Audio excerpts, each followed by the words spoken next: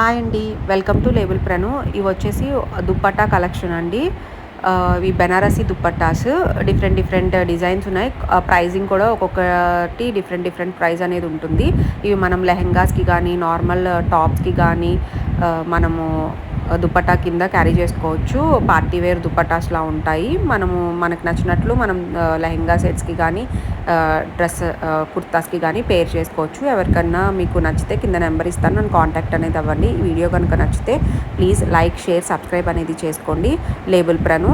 Thank you.